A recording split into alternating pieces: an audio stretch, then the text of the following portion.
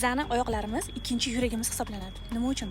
Chunki ayni oyoqlarimizda limfa tizimlari bor va u tizim orqali sizda ortiqcha yig'ilgan suyuqliklar, toksinlar va chiqindilarni tozalash mexanizmi ayni oyoqlarda bo'lib o'tadi.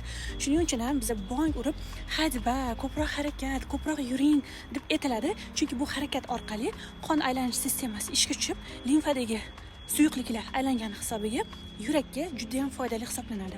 Va undan tashqari, aynan sizda atyoqqa moyillik bo'ladigan bo'lsa, siz har momentlarga mashqlarni emas, ayni oyoqlardan boshlashingiz kerak. Chunki limfalar bu yoqda ham bor albatta va oyoqlarda ham eng muhim limfa potoklar bor. Va aynan massaj, kontrast dush, hadba oyoqlarni ishlatgandan keyin u narsa proses ishga tushirilgandan keyin sizda juda ham kuchli qon aylanish sistemasi sistemasini hisobiga yuraklarimiz sog'lom bo'ladi. Yana ham sog'lom, chiroyli informatsiyalarni o'tkazib bormaslik uchun menga obuna bo'ling va like bosib bu informatsiyalarni o'zingizga qilib oling.